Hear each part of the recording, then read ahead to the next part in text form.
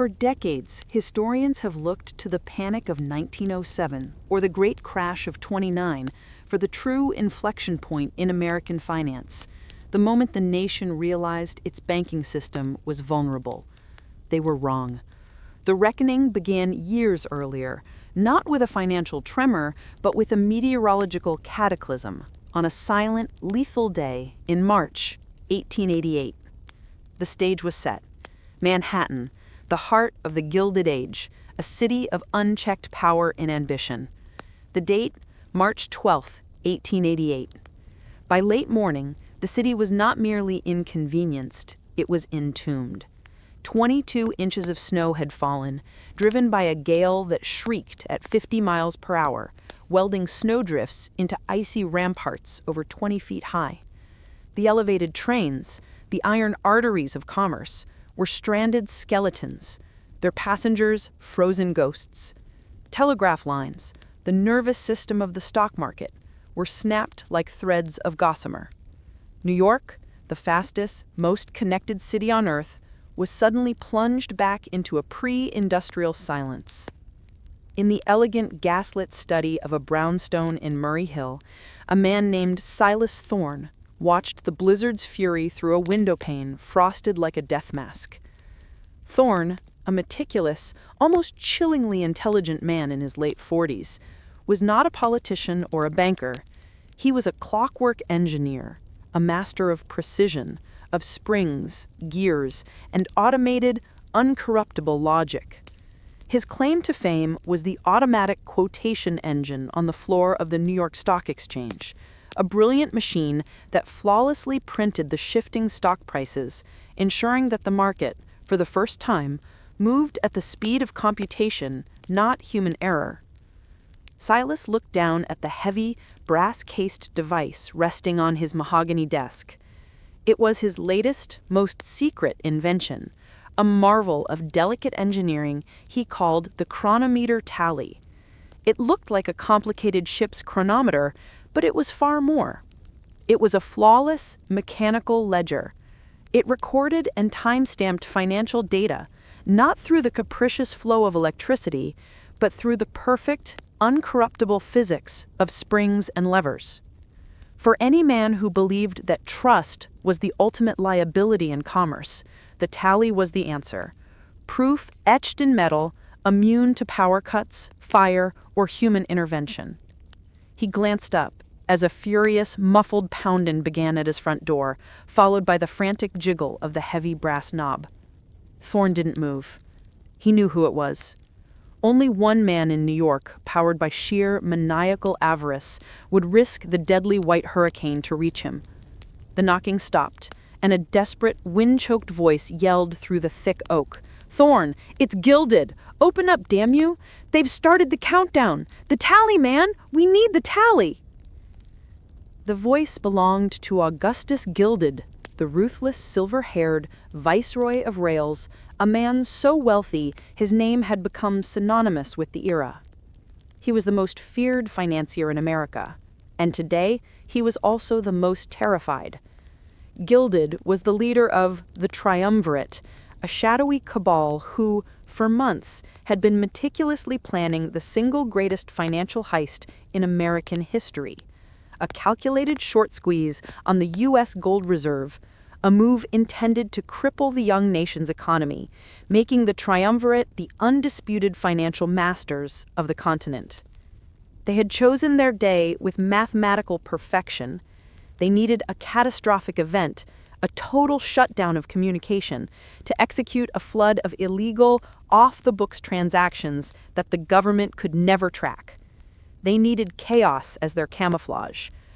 They had not created the blizzard, but Gilded's inner circle had received intelligence, a corrupt signal from the newly formed U.S. Army Signal Corps Weather Service, that the storm was coming, and they had prepared for it as others prepared for war. They had commissioned Thorne's Chronometer-Tally for a singular, chilling purpose: to act as the flawless, uncorruptible, and secret witness for the transactions they were about to execute, a mechanical record that only they would possess, allowing them to retroactively prove their ownership of vast assets when the wires came back online. Silas Thorne reached into the pocket of his velvet smoking jacket and retrieved a small silver key. He inserted it into a nearly invisible lock on the chronometer-tally and gave it a precise quarter-turn twist. A soft click echoed. The machine began to hum, not with its normal steady rhythm, but with a new, frantic internal vibration. It was his failsafe, the hidden witness spring he had installed after realizing the true, terrifying intent of his patron. "They think the storm is chaos," Silas murmured to the cold brass. "They think the broken wires and the frozen streets have given them the cover they need. They don't know that I designed a way for the truth to keep ticking, even when the world stops." He stood, his face a grim mask of resolve. He was about to step into the white apocalypse, not just to survive the blizzard, but to fight a clockwork conspiracy that aimed to freeze the very soul of America. Gilded's knock came again, harder this time. The game had begun. The only sound was the howling wind outside and the faint, rhythmic tick-tick-tick of uncorruptible truth being recorded inside the brass casing on the desk. Chapter 2. The Viceroy of Rails and the Price of Silence. The heavy oak door shuddered under a repeated assault. Thorne withdrew a small, engraved Colt pistol from a drawer, its barrel cold against his palm, and unlatched the door. Augustus Gilded stumbled in, a magnificent figure of ruin. His bespoke, full-length greatcoat was crusted with ice, his silver hair a white tangle beneath a beaver hat thick with snow. He was accompanied by two massive, silent men. Thugs whose faces were masked by frozen scarves, their eyes alight with the nervous desperation of men driven beyond their tolerance for cold. "Thorne, you magnificent fool, why didn't you answer? I am Gilded," he sputtered, shaking off a cascade of snow that instantly melted into the expensive Turkish rug. "I was calibrating, Mr. Gilded. A clockwork ledger is useless if its precision is compromised by a sudden change in ambient temperature," Thorne replied, his voice level and academic, a chilling contrast to the elemental chaos he had just admitted into his home. He slid the Colt back into the drawer. Gilded tore off his gloves and shoved them into his pocket. His eyes, the color of cold steel, were fixed not on Thorne, but on the chronometer-tally. "Calibration is over, Silas. The window is our window, and the window is closing. Did you bring the necessary accessories?" "The accessories are prepared," Thorne confirmed, gesturing to a sturdy mahogany travel case. Inside lay the interchangeable recording drums, the tiny, chemically treated paper scrolls, and the microscopic spools of carbon ribbon that made the tally a permanent, indelible record. "But tell me, Mr. Gilded, did you account for the human element? The last time I checked, a transaction requires two parties. The exchange is closed, the wires are dead. How do you intend to execute a transaction?" Gilded's smile was a terrifying slash across his weather-beaten face. "That, my dear engineer, is the beauty of the blackout. The official NYSE is closed, yes, but the real market, the one run on reputation, influence, and sheer terror, never closes. We have convened a private exchange, a Blizzard Bourse, if you like, in a location where neither the mayor, the treasury, nor God can reach us. We have the three necessary parties, the Triumvirate, the necessary sellers, and the Chronometer-Tally as the unassailable mechanical witness to the legal execution of the transfer. When the wires are restored, the tally's records will simply be entered as delayed filings. No judge, no committee can argue with its perfect documented truth." Thorne felt the bitter truth of Gilded's plan freeze his blood. The Chronometer-Tally was not a tool for fraud.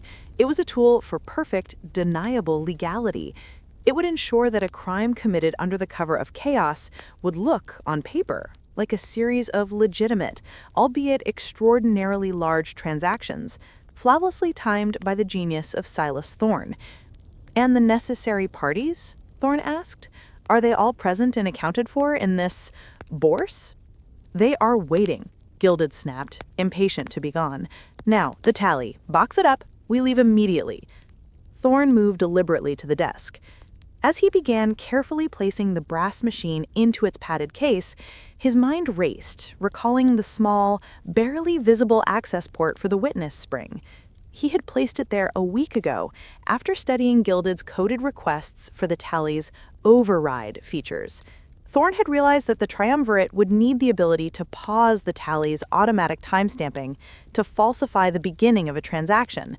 The witness spring was designed to record every activation of that override function, logging not the market price, but the moment the human hand attempted to silence the machine's truth. "There is one final matter, Mr. Gilded," Thorne said, clicking the case shut. "My compensation. I believe we agreed on $50,000 in gold coin payable upon the transfer of the machine."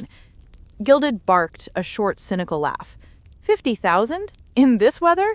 The banks are buried, man, and you quibble over specie?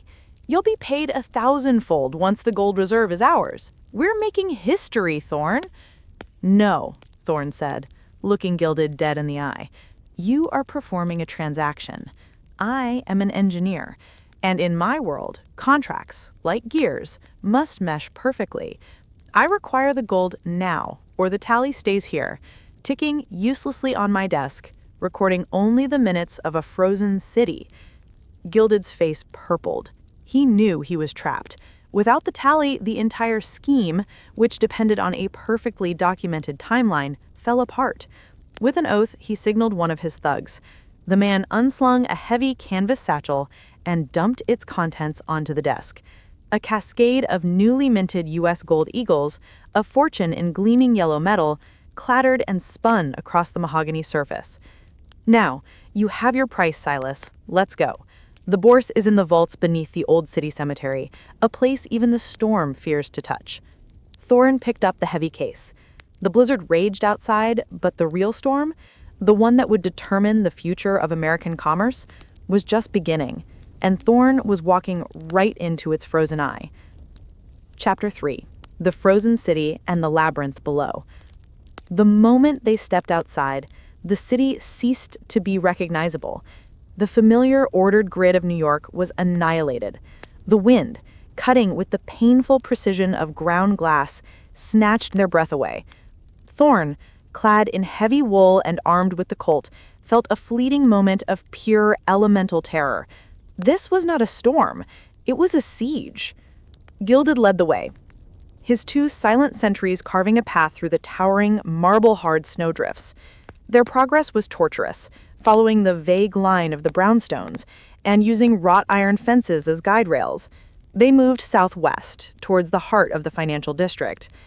As they passed through the normally vibrant streets, Thorne absorbed the sheer historical scope of the disaster, filing away details that would later confirm the tally's integrity. The city's primary communication arteries, the thousands of exposed telegraph and telephone wires, were completely destroyed. The Western Union Building, the communication nerve center of the continent, was a ghost ship, utterly silenced. Thorne realized that this communication void was the entire engine of Gilded's plan. The U.S. Treasury used wired communication and the official NYSE ticker to monitor the national gold supply. With the wires down, Gilded's operation was invisible to federal oversight.